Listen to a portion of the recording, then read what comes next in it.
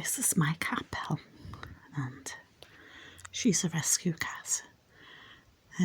She's about 10, had about 9 years, and it's only been over the last few weeks she started sitting on my knee.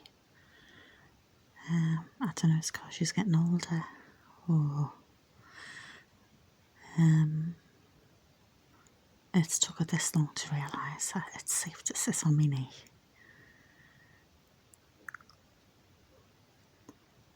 She's a lovely, kind, gentle cat, and she's helped me through some tough times.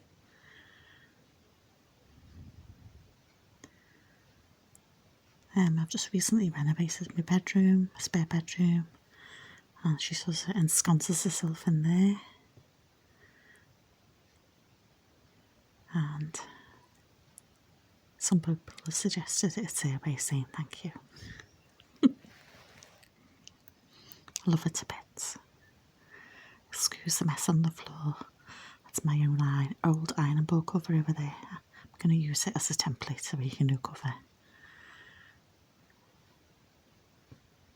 Tail's going like mad here.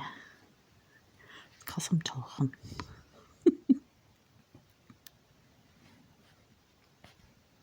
Bye for now.